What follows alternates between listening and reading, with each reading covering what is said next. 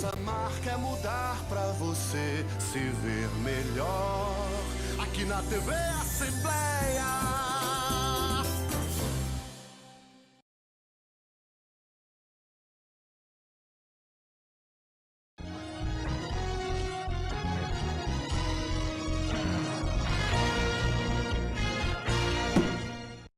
Boa noite, está no ar o programa Questão de Ordem. Hoje no programa, para você que nos assiste pela TV Assembleia e também pela Rádio FM, você nos ouve pela FM Assembleia 96,7, a gente vai discutir e conversar um pouco com um dos pré-candidatos à presidência da República.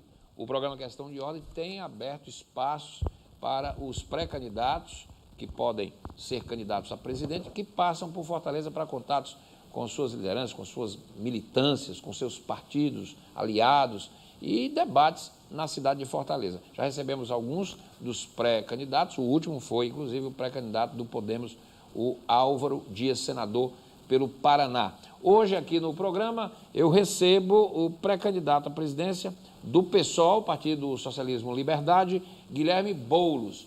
Ele esteve aqui em Fortaleza e participou de plenária, inclusive, no Instituto Federal de Educação, ali na Avenida 13 de Maio, com militantes do PSOL, também do PSTU e do PCB, o Partido Comunista Brasileiro, além de segmentos dos movimentos sociais que atuam aqui em Fortaleza. A gente vai bater um papo com o Guilherme Boulos, saber dos seus planos sobre os projetos e sobre o ideário que o PSOL pretende colocar na discussão das eleições presidenciais deste ano.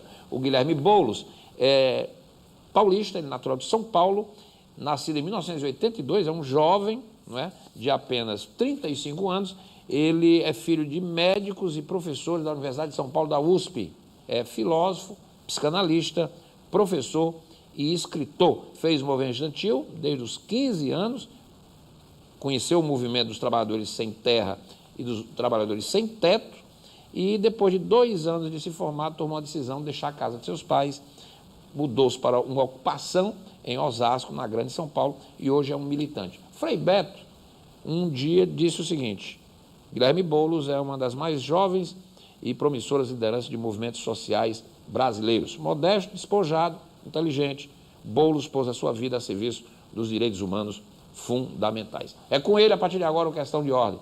Boa noite, Guilherme, tudo bem? Boa noite, tudo bem? E aí, Guilherme, você está semeando nessa estrada dessa caminhada, você vai ser realmente o PSOL vai ter candidato a presidente? Sim, Renato, o PSOL já definiu pela candidatura à presidência da República, numa chapa minha com a Sônia Guajajara, liderança indígena importante, para apresentar um projeto para o país.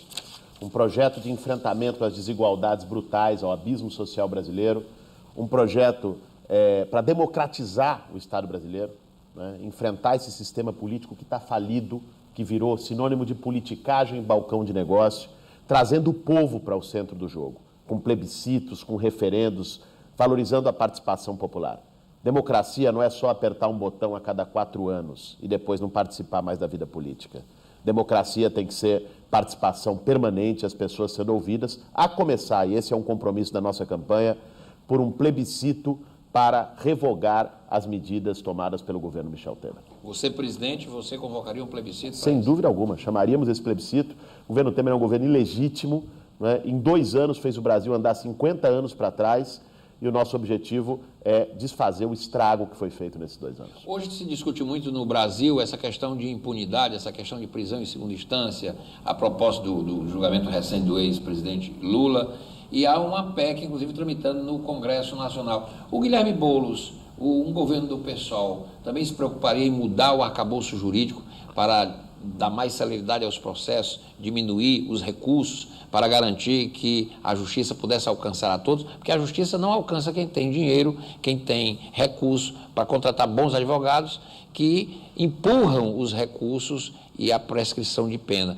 O Maluf é um exemplo desse mais recente. Há 30 anos que ele, com muito dinheiro, empurra os seus processos.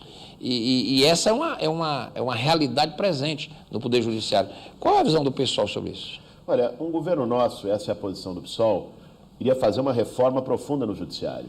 De fato, o Judiciário tem um problema de morosidade, de seletividade social.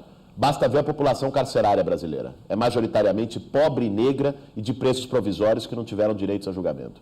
Aliás, o punitivismo que o judiciário aplica muitas vezes levou a população carcerária no Brasil a dobrar nos últimos 10 anos, tornando a terceira maior população carcerária do mundo. Isso precisa ser enfrentado. Mas nós precisamos enfrentar também os privilégios do judiciário, né? Porque juiz querer se apresentar como salvador da pátria, como quem está limpando o Brasil da corrupção, precisa limpar antes o próprio quintal. Juiz que recebe acima do teto constitucional, juiz que recebe auxílio moradia de R$4.000, mesmo tendo casa, tendo mansão. Então, para nós tem que ter celeridade na justiça e tem que respeitar a garantia constitucional e presunção de inocência. Nesse caso do Lula que você mencionou, não houve respeito às garantias constitucionais. A Constituição é expressa em dizer que prisão só pode ocorrer após trânsito em julgado. Mas isso não gera impunidade? O que gera impunidade é uma justiça seletiva e lenta, né? Você ter garantia de direito de defesa não é impunidade, né? É presunção de inocência que qualquer Estado de Direito tem. Muito bem. Então, você, presidente, você patrocinaria uma reforma do Poder Judiciário? Reforma democratizando. Como democratizar? Veja só, o Poder Legislativo, com todos os problemas, a cada 4 anos o povo decide. O Poder Executivo, com todos os problemas, a cada 4 anos o povo decide. E o Judiciário? Onde o povo entra? Qual o controle social e popular que o Judiciário tem? Não é? Se autocomanda, se autocontrola. Nós temos que ter um Conselho Nacional de Justiça que tenha participação da sociedade. Nós temos que ter mandato eletivo para o Judiciário.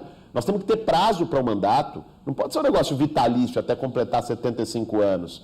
Não dá para ser desse jeito. O Judiciário hoje é o poder mais distante do conjunto da sociedade. Eu vou te fazer uma pergunta, Guilherme, que eu já ouvi de muitas pessoas que até simpatizam com o PSOL. O PSOL surgiu de uma divisão, de uma decisão, inclusive dentro do Congresso, de um enfrentamento com o governo do PT. Teve a questão da reforma da Previdência, que gerou problemas, e teve principalmente o mensalão, onde se eclodiram os esquemas de corrupção que envolveram o PT com outros partidos, tipo o PMDB, o PP, etc, etc, etc.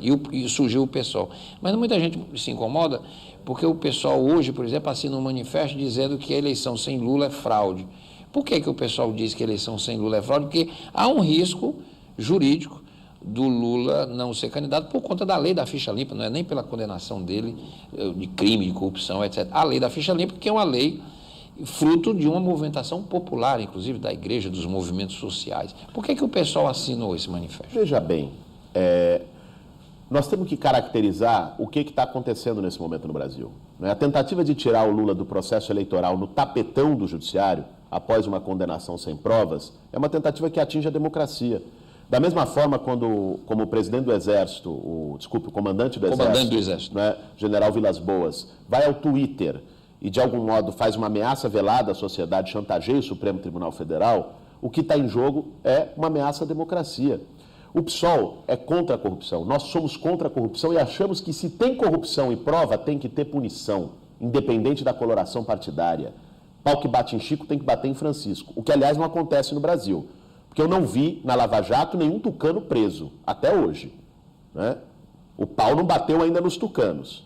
Então, mas quem estava no poder não era o PT, não é por isso talvez tenham mais petistas? Veja só, quem estava no poder no governo federal. Pegaram o Sérgio Cabral no Rio de Janeiro. Por que não pegaram os outros esquemas do PSDB no governo estadual? O governo do Aécio em Minas Gerais, os governos de São Paulo, problema do trem-salão, problema de desvio em obras rodoviárias. Por que não foi mexer nisso? Não prenderam ninguém, né?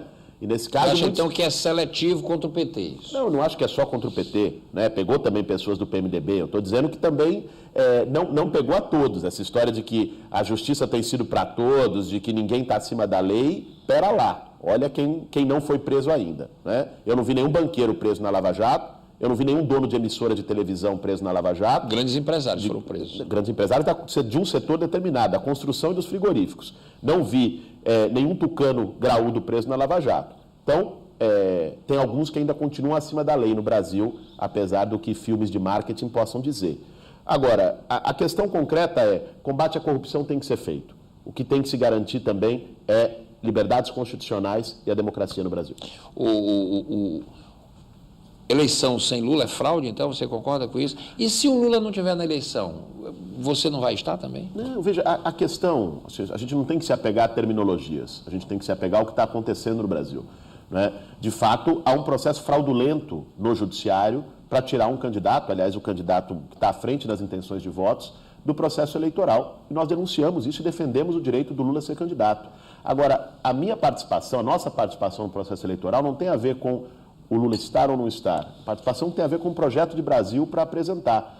Agora, ter diferenças em relação a projeto não vai nos impedir de enfrentar uma injustiça e defender a democracia num momento como esse. A esquerda se une no segundo turno e quem seria, se não tiver o Lula, pode ser o Ciro Gomes, pode ser você, pode ser, enfim, Marina, não sei. Qual é a visão do PSOL nessa perspectiva de uma aliança no segundo turno, já que no primeiro, fatalmente, todo mundo vai ter candidato, o Ciro Gomes já está posto. É natural que no primeiro turno tenham várias candidaturas que expressem posições distintas. Na esquerda tem diversidade, felizmente. Não é pensamento único nem intolerância. Agora, num segundo turno tem que ter unidade. Unidade pela democracia, contra o retrocesso, para defender um projeto de direitos sociais para o Brasil. Nós esperamos estar no segundo turno e representar essa unidade, mas independente de quem esteja, a esquerda, seguramente, o campo progressista vai estar unido no segundo turno. Eu estou encerrando aqui a entrevista. Você deixou a casa dos seus pais, foi isso? Para ir para o movimento? Foi isso, o Boulos? Sim, uma opção de vida. Eu felizmente, tive oportunidades que boa parte dos brasileiros não tiveram. Estudar em boas escolas, não passei necessidades. Uma família de classe média. Família de classe média, meus pais são médicos, professores, e tive essa oportunidade na vida. E se há uma coisa que a gente precisa recuperar hoje no nosso país, até eticamente, para sair desse buraco que nós estamos, é a capacidade de se indignar com as injustiças. A solidariedade, se colocar no lugar dos outros e ter a capacidade de sentir a dor dos outros. Num país tão desigual, com um abismo social tão grande como o nosso. E eu decidi dedicar minha vida a fazer com que outras pessoas, o conjunto das pessoas, pudessem ter as mesmas oportunidades que eu tive. Por isso fui morar numa ocupação, me juntar à luta dos trabalhadores sem teto, e onde eu atuo nos últimos 16 anos. O que é o MTST, Movimento dos Trabalhadores Sem Teto? O Movimento dos Trabalhadores Sem Teto é um movimento que há 20 anos luta por moradia popular, está em 14 estados do Brasil, inclusive aqui no Ceará teve conquistas importantes recentemente de conjuntos habitacionais. É um movimento que luta por moradia digna e justiça social. Guilherme Boulos, obrigado Muito obrigado, sua presença hoje aqui no programa Questão de Ordem. Vou fazer um intervalo, a gente volta já com o segundo bloco do programa. Obrigado.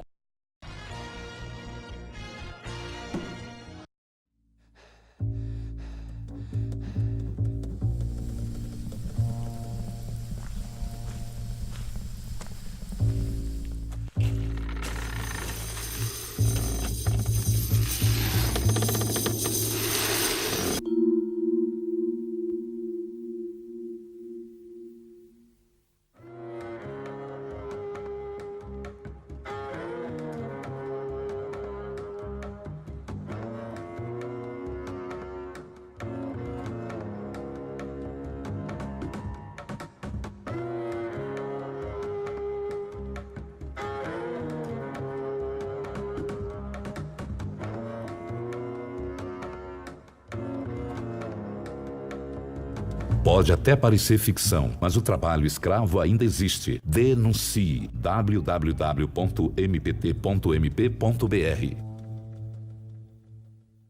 Então diz aí, qual o estado que não para? É o Ceará. O governo do Ceará não para de trabalhar e inovar para melhorar a educação. Nos últimos anos, ampliou o número de escolas de ensino médio em tempo integral. São 228 unidades implantadas, com ensino profissional e ensino médio regular, beneficiando 76 mil estudantes. Agora que eu faço atividade o dia todo, eu tenho uma perspectiva para um futuro melhor. Além disso, mais de 37 escolas públicas estaduais foram inauguradas e outras 80 estão em construção. E tem mais, o Prêmio Aprender pra Valer premiou 57 mil estudantes com notebooks. Com o programa Avance, o estudante que vem da rede pública recebe uma bolsa no início da faculdade. Com o Avance a gente pode cursar a faculdade despreocupado, porque a gente foca só nos nossos estudos e nada mais. E qual é o estado que inova? É o Ceará. Novas conquistas na educação fazem o Estado avançar e a gente sentir cada vez mais orgulho de ser do Ceará. Governo do Ceará. Novas ideias, novas conquistas.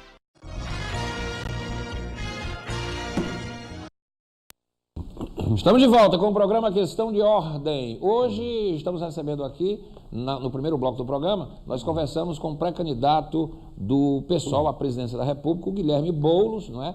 que passou por Fortaleza e nos concedeu essa entrevista, porque ele teve encontro aqui com a militância do PSOL, do partido dele, e também de aliados do Movimento dos Trabalhadores Sem Teto, da União da Juventude Comunista, do próprio Partido Comunista Brasileiro e de outros segmentos de esquerda que estão ligados ao Partido Socialismo Liberdade. O Guilherme Boulos é pré-candidato à presidência e falou aqui rapidamente, no primeiro bloco, sobre alguns planos, as ideias que ele vai levar para o embate político das eleições presidenciais que se avizinham. Agora, nesse segundo bloco, a gente vai continuar com essa temática, porque eu estou recebendo aqui o representante do PSOL, aqui na Assembleia Legislativa do Estado do Ceará, deputado, grande liderança política de esquerda, né, do Ceará e do PSOL, que é o deputado estadual Renato Roseno, a partir de agora, comigo aqui no programa Questão de Ordem. Deputado Renato, o senhor estava acompanhando aí, aqui no estúdio, a fala do Boulos. Como é que foi o encontro, não é? E o Boulos falou aqui de um programa de esquerda que se contrapõe a muita coisa que está posta aí, e ele falou muito em fazer um governo de participação popular, ouvindo o povo, com plebiscitos, etc. Como é que seria isso? Seria uma espécie de democracia direta, quer dizer, substituir o Congresso? Como é que seria isso? Eu queria que o senhor explicasse um pouco melhor, porque talvez o telespectador e o nosso ouvinte da FM Assembleia ficou com essa dúvida, e é importante abrir o debate com a população, mas a nossa democracia é representativa. Como é que seria isso, deputado? Boa noite, prazer em receber. Boa noite, Renato. Boa noite aos amigos e amigas da Rádio FM Assembleia e da TV Assembleia, né? Nós estamos aqui, né, transmitindo para os dois meios. Exato. Veja, primeiro fiquei muito positivamente surpreso, né, com a receptividade que Fortaleza deu aos nossos dois porta-vozes, né? Estiveram aqui Guilherme Boulos e Sônia Guajajara, né? Nós estamos trabalhando isso como uma candidatura conjunta, uma co-candidatura, né? Que é uma aliança nova, uma aliança de novo tipo, né? Normalmente as candidaturas saem do meio mais tradicional da política, né? Nós fizemos uma aliança com movimentos sociais, abrimos o PSOL e o PCB para receber lutadores sociais, portanto que tem inclusive pautas que se complementam, né? A Sônia é uma mulher indígena nordestina que tem pautado sobretudo as questões, né, dos povos tradicionais, as questões do campo, as questões do meio ambiente. Ela, inclusive, hoje tem repercussão. Paulo? Não, ela é do Maranhão. Do Maranhão. Ela é dos PSOL também? Isso. E o Guilherme Boulos, que já é um outro perfil do movimento da reforma urbana, o movimento sem teto, né, o MTST, um movimento que, sobretudo, de origem nas periferias urbanas. Então, esses dois movimentos, assim como outros movimentos, se juntam ao PSOL, ao PCB e a um conjunto de outros ativistas da comunicação, da cultura e da democracia. E aí entra no segundo ponto, né? Existe inequivocamente aquilo que o Guilherme acaba de dizer, há uma crise no mundo inteiro do sistema representativo. Foi essa crise que, por exemplo, originou vários movimentos de jovens na Europa, nos Estados Unidos e aqui no Brasil, inclusive, né, nas jornadas de 2013. Essa crise está em processo. Uma parcela, digamos assim, dos insatisfeitos com o sistema estão aderindo a, lamentavelmente, vozes muito conservadoras, porque o medo, o pânico e a ausência de novos referenciais faz com que, né, uma parcela das novas gerações, né, uma parcela que ainda dos jovens, né? Dos jovens, isso, dos jovens, né, acabe aderindo, lamentavelmente, a ideias reacionárias. Mas existe uma outra parcela, né, com a qual nós estamos dialogando, que requer mais democracia política, mais democracia social, mais democracia econômica. Nós entendemos que é preciso requalificar a democracia representativa, ou seja, aquela do voto, aquela dos partidos, aquela dos congressos, né, dos parlamentos, mas combinar essa requalificação da democracia representativa com mais democracia direta. Nós estamos em pleno século XXI. No século XXI é a sociedade da informação, a sociedade que poderia, por exemplo, participar através de plebiscito, referendo, consultas eletrônicas. Isso está sendo experimentado em várias outras sociedades. Nós precisamos país mais sair. Civilizado, mas existe. Noruega, Suécia, tem plebiscito lá pela internet. Eu fiz audiências públicas, né? Você inclusive noticiou isso, né? Que você tem interesse nesse assunto. Eu fiz audiência pública esse ano, no ano passado, sobre o voto, a assinatura digital. Hoje, por exemplo, no arcabouço político brasileiro, para haver uma iniciativa popular de lei, você precisa de um número muito grande de assinaturas físicas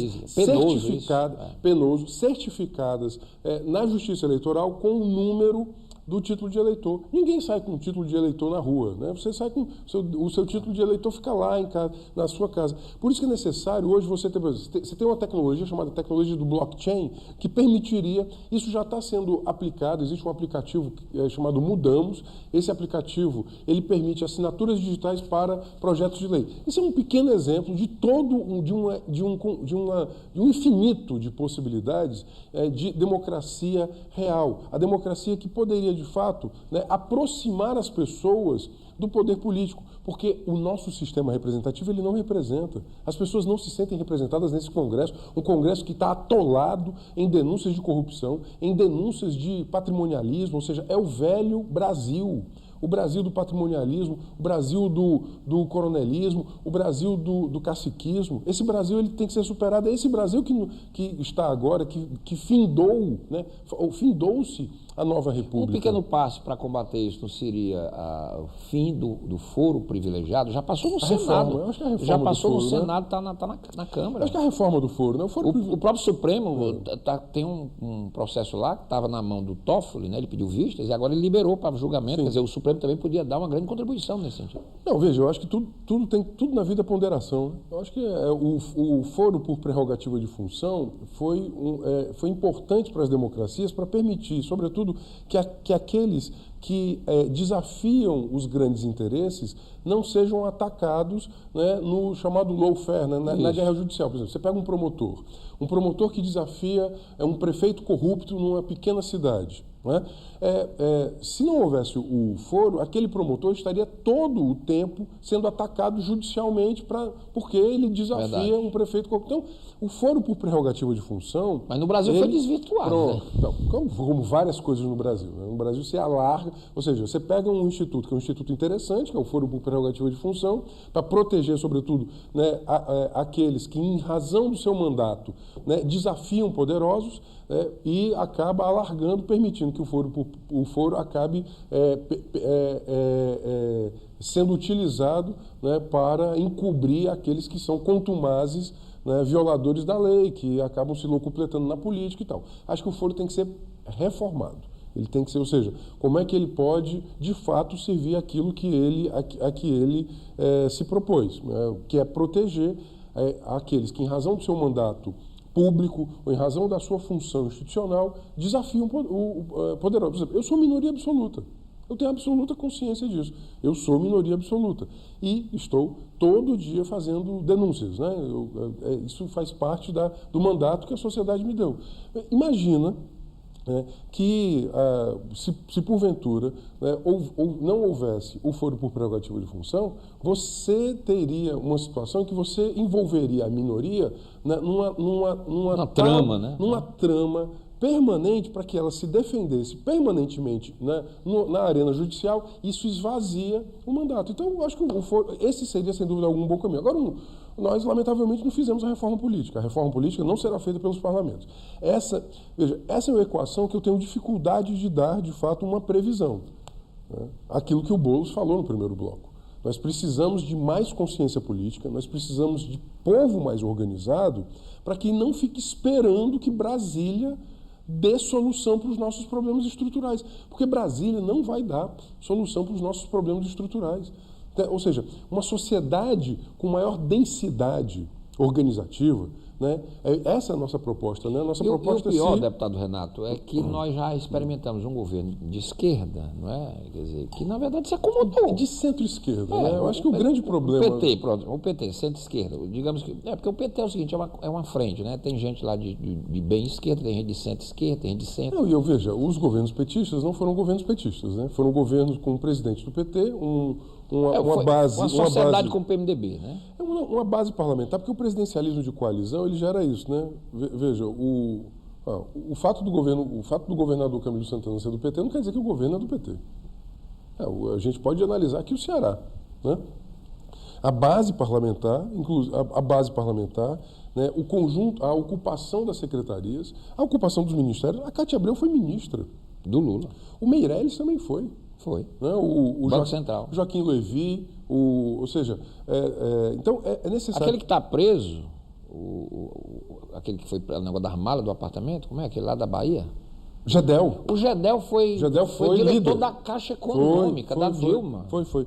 O presidencialismo de coalizão, ou seja, você elege um presidente cuja bancada não supera 10%. Aí, essa bancada de 10% vai ter que virar uma bancada de 50%, porque senão ele não governa. Né? Aí não há controle social democrático, ou seja, a sociedade não participa, né, do dia a dia do governo. Né? Então fica tudo na mão do Congresso. O presidencialismo tem que ter maioria no Congresso. O que ele faz? Ele começa a distribuir ministério, empresas estatais... Ou então mensalão, né? Isso, contrato... Termina em compra de voto e corrupção. Aí ele tem uma bancada de 10% que vira uma bancada de 50%. Obviamente, quando ele amplia a sua bancada de 10% para 50%, ele perde identidade e perde controle. Eu acho que o que está acontecendo no Brasil é uma crise estrutural, que é o fim desse presidencialismo de coalizão. Agora, tudo Mas leva nessa a crer... eleição nós não vamos resolver isso, né? Quer dizer, ganha um candidato de direita ou de esquerda, ou de extrema... Por exemplo, se o Boulos ganha, ele teria um tremendo abacaxi nas mãos, porque o Congresso que vai ser eleito, é bem verdade que pode mudar muita coisa, porque... As pessoas estão mais antenadas hoje, quer dizer, as pessoas estão aí denunciadas na Lava Jato, vão ter mais problemas. Mas, de qualquer maneira, por exemplo, o pessoal não faria a maioria. Não, nós precisamos, veja, por uma candidatura com a do nosso perfil, ela só terá sucesso se houver sociedade muito mais organizada.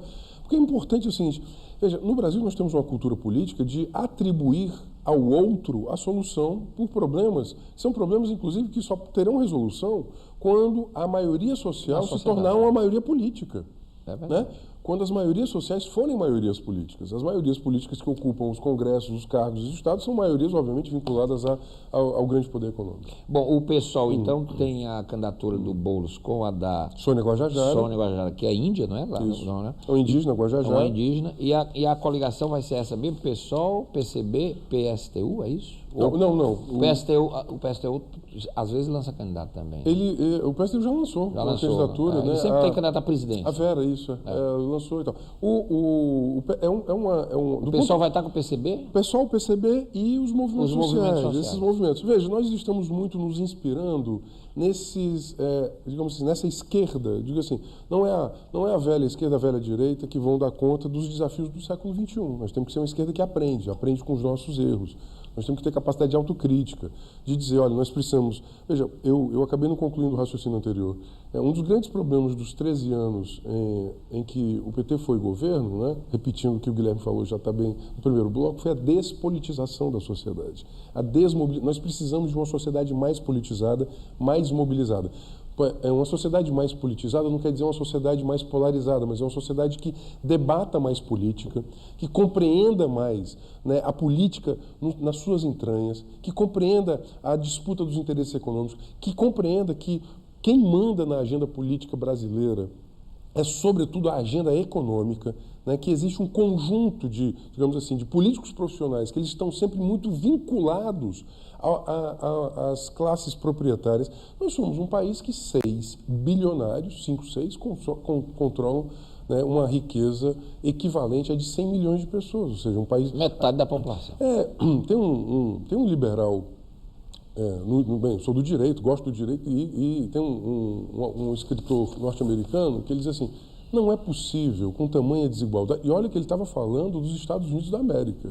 Ele não estava falando da América Latina. E lá tem muito mais mobilidade social do que aqui. Ele dizia assim, não é possível haver democracia com tamanha desigualdade. E se ele conhecesse o Brasil, ele não sei nem o que ele diria, né? Porque lá nos Estados Unidos eles têm duas coisas bem diferentes da gente. Primeiro, a economia deles é bem mais forte que a nossa. Segundo, mobilidade muito grande, porque lá o liberalismo E terceiro, deputado Renato, não sei se o senhor concorda comigo, mas eu sou muito curioso com os Estados Unidos.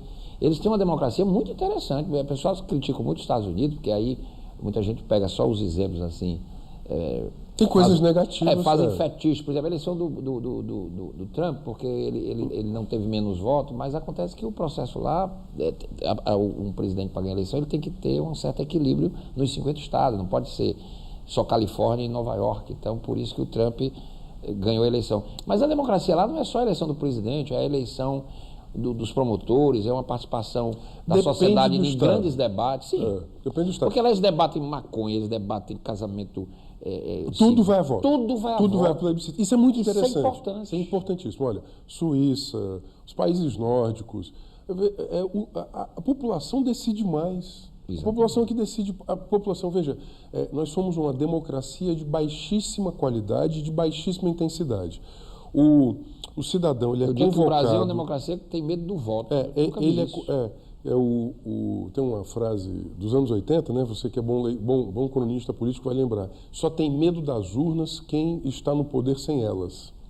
Só tem medo das urnas quem está no poder sem elas. Então, assim, nós temos que, de fato, não pode ter medo do povo.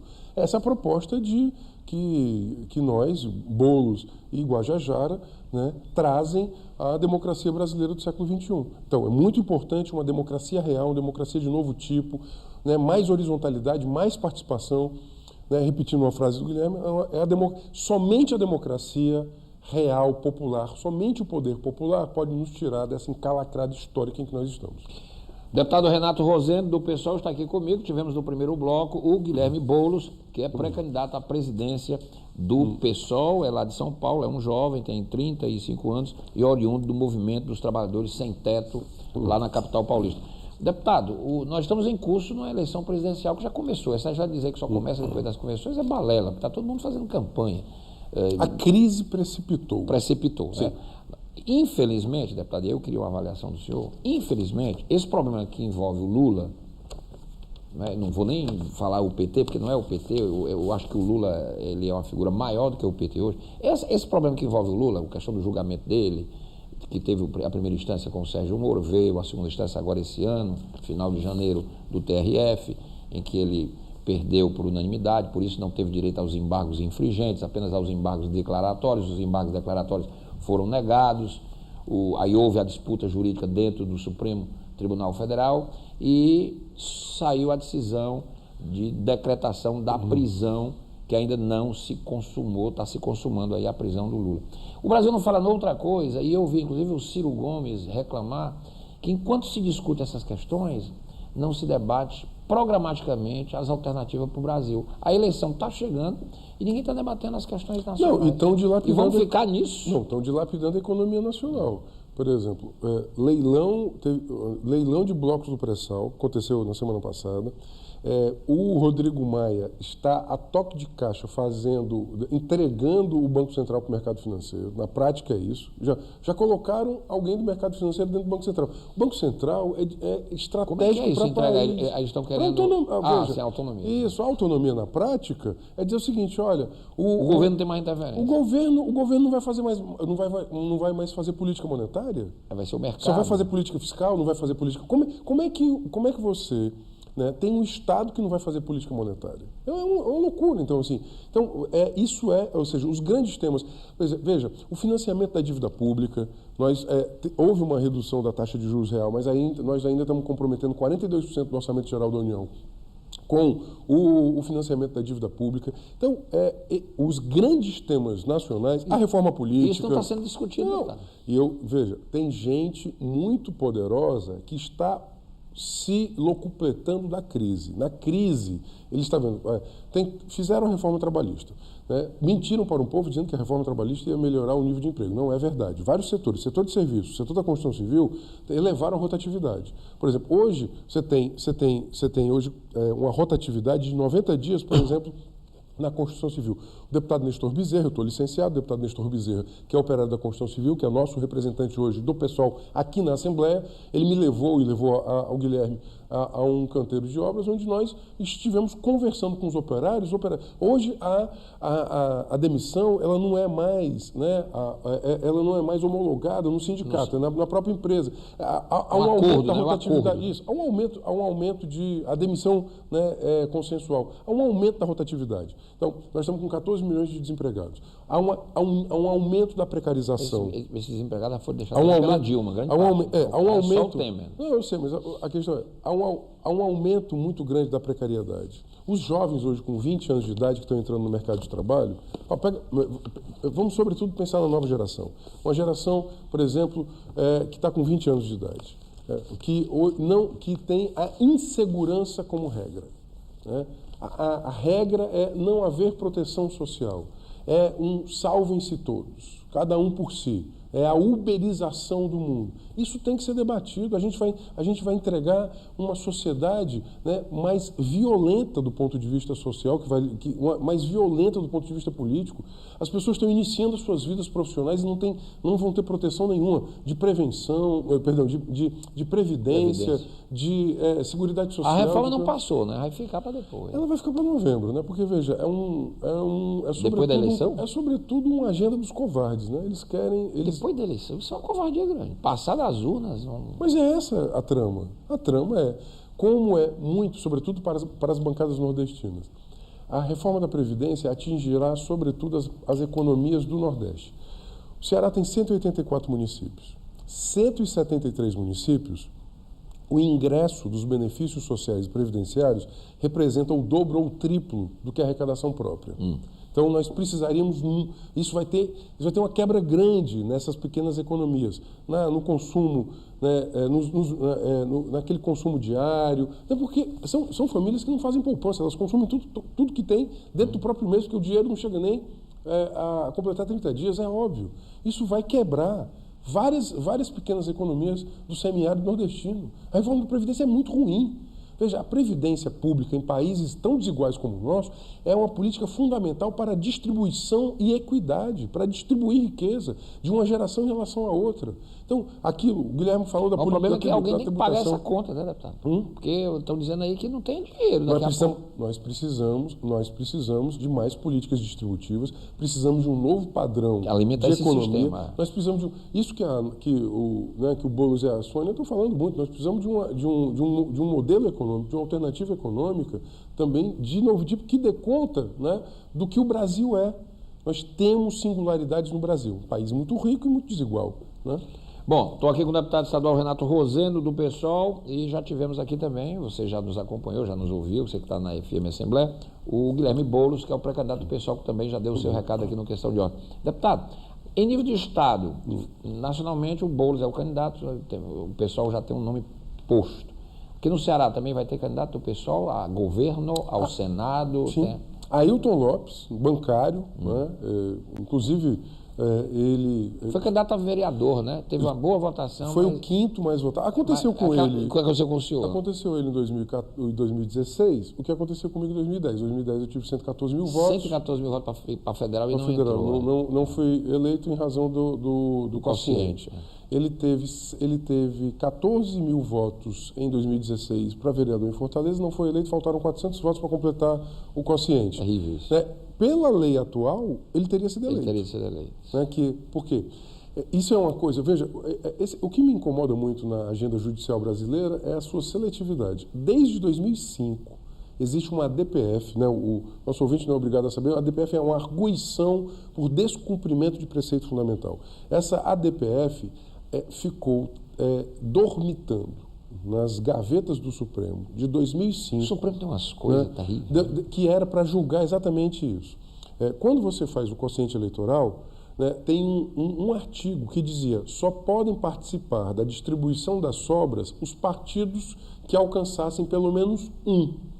Então, aquele partido que, como nós, alcançamos 0,95, não participaria da sobra. Então, aquele partido que fez 1,8, né, ele ficou com 2 vagas. E o partido que fez 0,95 não participou da... Existia uma arguição por descumprimento de preceito fundamental, uma DPF, desde 2005 tramitando, nunca foi julgado. Estava com julgamento, nunca foi julgado isso. Só que agora, na reforma política, isso foi alterado. Então, a regra agora diz quaisquer partidos participam da distribuição das sobras. Que é mais justo. É muito mais justo. Veja, o sistema proporcional para a formação das casas parlamentares, ele tem origem germânica, né? Ele diz, é necessário dar proporcionalidade para permitir que as minorias se façam representar. Só que o sistema proporcional à brasileira excluía as minorias. Foi o que aconteceu comigo, aconteceu com o Ailton. Espero que não aconteça mais. E Ailton foi nosso candidato em 2014, teve um excelente desempenho nos debates, né? Foi um excelente desempenho. Ele é seguro, assertivo. Ele vai para o governo? Né? E vai nosso candidato a governador. E você vai para o estadual? Sim, para reeleição. Para reeleição. Muito bem. O nosso querido João tá fazendo mestrado, né? Ele não, doutorado. Doutorado. Ele é mestre em Direito, está fazendo seu doutorado. Então ele está fora da eleição, João. Não, ele continua sendo um excelente militante. Ele está hoje em Sevilha, na Espanha. Não é candidato. Não. Ele está em Sevilha, na Espanha, fazendo um estágio doutoral. Muito bem, estou aqui com o deputado Renato Rosendo. Deputado, agora a gente falou do Lula e eu queria que o senhor avaliasse essa situação do Lula. O pessoal assinou o manifesto dizendo que a eleição sem o Lula é fraude. Nós achamos que ele pode ter o Ciro, por exemplo, não assinou. Assinou o pessoal e assinou a Manuela Dávila. O Ciro disse que não aceita porque ele é candidato e ele acha que fica difícil ele dizer que é fraude e depois, se o Lula não tiver, como é que é? Aí eu queria que o senhor acha realmente... O Ciro tem dito também, assim, veja... Não, ele tem solidarizado com o Lula. Isso, nós somos críticos, assim. A última vez que eu votei no PT foi em 2002, né? Lula, primeira eleição e tal.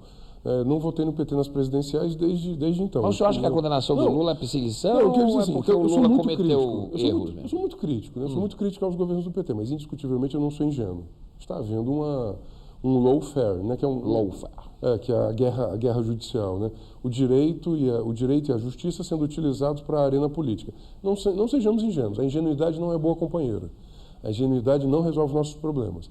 Está havendo uma guerra judicial. Ou seja, tem muita gente que tem pouco voto, pouca inserção, sobretudo no Nordeste e no Norte do Brasil, querendo tirar o Lula pelo tapetão. Então, é evidente que o que está sendo feito... Tem 17 condenados da Lava Jato, em segunda instância, que não tiveram, por exemplo, né, ordem de prisão. Por que a agenda do TRF4, né, por que o processo do Lula pulou a fila, por que a determinação da prisão... Mas não é bom que a justiça seja rápida, não? Não só com ele, para todo mundo. Para todos. Uma seletividade na celeridade levanta suspeitas sobre os seus fundamentos. E repito, a ingenuidade não é boa conselheira. Não sejamos ingênuos. Né? O que estamos vivendo um ativismo judicial que, inclusive, veja, um dia desse eu estava num debate... Mas como ele já foi condenado, ele já caiu na ficha limpa, não é isso? Sim, eu estava no ativismo. Então isso já faz ele inelegível, independente dele ser preso ou não ser preso. Mas querem tirar o cabo eleitoral da campanha, né? Ah, sim. Não sejamos questão de tirá-lo de circulação. Sim. Não sejamos ingênuos. Entendi agora. Quem não querem um cabo eleitoral com 42% de intenção de voto andando pelo Brasil. É óbvio. Veja, não vou votar nele. Não votaria nele. Porque dificilmente ele será candidato. Mas mesmo que ele fosse, o senhor não vota nele. Não, isso. Só para deixar claro assim, que o meu julgamento não é apaixonado. Mas obviamente, alguém que é crítico e que compreende, que lê o direito. Eu estava um dia desse num debate com o professor Luiz, que é pós-doutor em Direito Constitucional. E ele disse assim, olha, o Brasil fez uma opção nos anos 80 de transformar o sistema judicial em agentes políticos. Nós temos que 30 anos se passaram, a gente tem que fazer um balanço sobre isso. Né? Disse assim, será que não teria sido mais correto dizer que agente político é aquele que tem voto? Veja, ele fez essa provocação, de fato quero pensar sobre ela. Hoje, magistrados, promotores são agentes políticos, né? São agentes políticos. Ele questiona, ele disse assim, nós estendemos o conceito de agente político para tentar controlar o parlamento.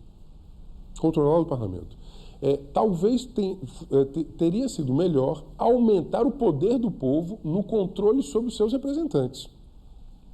O recall, a revogabilidade popular de mandatos. Né? Então, poderiam ter sido... Fizemos, eu acho, sem dúvida alguma... Mas isso foi a Constituinte, né? Sim, 30 anos. De 88. Não, nós estamos completando um ciclo de 30 anos. Isso. Por isso que essa crise não é a crise do PT, é a crise da Nova República. Quem está em crise é a Nova República, é 88 para cá. É isso, PT junto. Tereza. O PT Veja, são, digamos assim, são os sujeitos políticos da nova república, que nasceram ali, entre 79 e o final dos anos 80. Esses sujeitos estão fechando aí. Como tem uma janela... Por isso que está faltando liderança. O povo está procurando um líder e não tem. Por que tem vozes de extrema-direita ganhando espaço? Porque existe um vácuo. O vácuo, ele passa a ser ocupado. E esse vácuo, ele tá sendo alimentado por um sentimento muito ruim, que é o sentimento de pânico, de medo.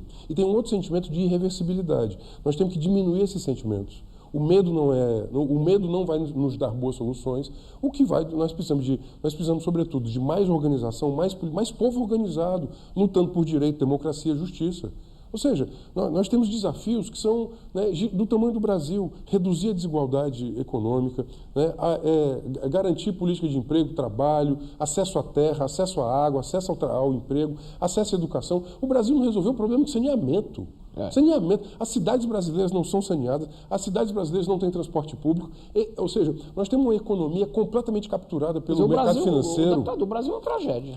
Não vou dizer que é uma tragédia. O Brasil tem um povo que está todo o tempo na negociação e no conflito. Veja, foi assim na abolição dos escravos, foi assim na República Velha, foi assim no Estado. Ou seja, se estabelece o conflito, se estabelece a negociação. Por quê? Porque nós temos uma elite que ela é de tal forma apegada ao poder, né, que ela é violenta com o andar de baixo. Quando o andar de baixo se levanta, vem o chicote. Né? Isso está magistralmente descrito nos clássicos da literatura política brasileira. Né? Vá ao Caio Prado, né? Vá ao Raimundo Faoro, que nem era um homem de esquerda, mas ele entendia o Brasil. Nós temos que ler a história do Brasil para compreender que o que está acontecendo hoje é o velho Brasil. É o velho Brasil do Estado Novo, é o velho Brasil da República Velha, né? É o velho Brasil da ditadura civil e militar. Né? Ou seja, você tem... os proprietários não querem abrir mão, né, da tríade. Né? Riqueza, saber, poder. Eles querem... Essa tríade não pode... Agora eu vou meter minha colher nesse angu aí. O nosso público ouvinte está percebendo o seu arrazoado brilhante, mas aí eu vou me colocar no local daquele que está a nos ouvir. Renato, pergunta então para o deputado como é que resolve se na hora que se criou a Lava Jato, que está prendendo corrupto, e aí não é só do PT, é do PMDB, é do PP, é do não sei quem, aí o Supremo quer estancar a sangria, acabando com a prisão em segunda instância. Não, veja. Porque se você acabar com a prisão em segunda instância, deputado Renato Rosendo, o senhor sabe o que é que acontece no processo brasileiro que vai até o transjulgado? Impunidade, prescrição para quem tem muito dinheiro e não há mais delação. Não havendo delação, morreu a Lava Jato. Nós voltamos lá para a declaração do Romero Jucá. É preciso estancar a sangria. Será que não é isso? Não, acho que não. Veja, o Sutherland, né, que foi o primeiro criminólogo a cunhar a expressão colarinho branco, né? É o white collar, né? Ele dizia o seguinte: olha, é preciso entender que o crime de colarinho branco ele é um crime cuja responsabilização ela tem que se dar a partir de outros patamares. Pensa o seguinte: a restituição de ativos, né, a repatriação de ativos, a restituição... A Lava Jato está fazendo isso. Isso é muito importante pensar nisso. E pensar, o Lula tem uma agenda positiva na política. A tríade, veja, as pessoas dizem, por que existiu a apropriação das estatais por interesses políticos privados? Porque, dentre outras coisas, né, nós tínhamos um sistema eleitoral que ele alimentava, né, as 5 grandes irmãs das empreiteiras brasileiras com poupudos contratos para que as 5 grandes irmãs alimentassem os parlamentares. Ou seja, essa rota... Ela não quebrou, né? Não quebrou, não. De forma alguma. Veja, ao contrário, eu acho que a minha avaliação é que ela, inclusive, está operando agora. Ela está operando agora nesta campanha. Ela vai operar agora. Veja, a agenda mais danosa hoje, né? Acho que o Padilha, né, que fez o mecanismo, ele não entendeu o mecanismo. O mecanismo está mais O forte. José Padilha. O mecanismo está mais forte hoje. Eu acho que a série é de mau Eu gosto. acho legal aquela série. Não, eu acho que a ideia de que existe um mecanismo não é ruim, não. O problema, eu acho que ele não entendeu. Acho que ele não entendeu. Mas não é porque ele bateu na esquerda, não? Não, acho que não. Acho que não. Acho que, de fato, o mecanismo, inclusive, do ponto de vista Ou a vista esquerda aderiu financeiro- ao mecanismo também? Não, eu acho que uma parcela dela, assim, uma parcela dela é que tentou, aqui uma expressão que você vai conhecer, uma expressão antiga, né? A realpolitik, né? A Sim. política real. Ela disse assim, não, eu vou ter que entrar na realpolitik. Eu acho que a esquerda que nós vou me dar somos bem, né? tem que olhar e dizer assim, não podemos entrar na realpolitik, nunca. Nunca podemos entrar na Essa é a realpolitik. visão que o pessoal tem. Tanto que o pessoal rompeu com o PT lá no A início. nossa crítica à realpolitik. Mas voltando aqui, é o seguinte, nós precisamos pensar o seguinte, uma refundação do Estado brasileiro. Nós estamos... O Estado brasileiro vem sendo refundado há muito tempo e tem que ser assim, né? Acho que a independência, a República Velha, o Estado Novo, né? 64, lamentavelmente, o golpe... Nova República. Não, 64, né? 62, as reformas do Jango, 64 estanca a refundação do Estado brasileiro, só vai ser refundado em 88. Nós estamos fazendo uma refundação do Estado brasileiro. É isso. É o fim do ciclo. Precisaríamos agora. Agora, para refundar o Estado brasileiro em bases democráticas, populares, justas, né, precisaria de Se eu muito fosse mais um gente. candidato a presidente, nesse momento, eu acho que nós estamos precisando de um líder que nós não temos assim. Quer dizer, não sei se a campanha vai nos mostrar esse líder. Vamos aguardar. Preste atenção no Boulos e na Guajajara. Eu acho que tem coisas novas que estão surgindo aí que eu vou prestar atenção. Agora, tem um detalhe. Nós precisamos discutir seriamente, eu acho, refundar o Estado brasileiro mesmo. Rediscutir muita coisa. Talvez uma nova Constituinte pudesse ser uma alternativa de um novo... não do governo, claro, o governo não vai fazer a Constituição. Ele pode ser uma bandeira de um candidato. Nós precisamos romper. Nós precisamos para romper com o refundar passado. algumas coisas, rediscutir muitas Não, coisas. romper as estruturas. instituições, o funcionamento da democracia representativa. Não, tem que romper com as estruturas essas blindagens. arcaicas. Exato. Não, olha, estruturas arcaicas. O medo é fazer uma constituinte e piorar tudo. Não, veja, você Aí olha, é que o medo você olha os estados e olha os parlamentos dos estados, eles ainda são compostos por lideranças regionais que têm, digamos assim, laços de dominação com determinados territórios. Se você olha o século XIX, o princípio do século XX e o princípio do século XXI, isso se mantém até hoje. Não, é o parlamentar federal que tem 15 prefeitos. Então, aquele parlamentar federal ele tem que arranjar emenda para aqueles 15 prefeitos, para os 15 prefeitos na eleição seguinte votarem no parlamentar federal. Só que para os 15 prefeitos arranjarem voto, eles vão ter que ter um conjunto de relações de dominação naquele território. Então, o mecanismo é esse. É o voto Só que cabresto, para antigo. o parlamentar federal ter esse poder, ele vai ter que ter um conjunto de teias sobre o Estado brasileiro. Ou seja, é como se o parlamentar, ele que dominasse o Estado, né, o aparato estatal. Pronto, aí o nosso ouvinte entendeu a equação.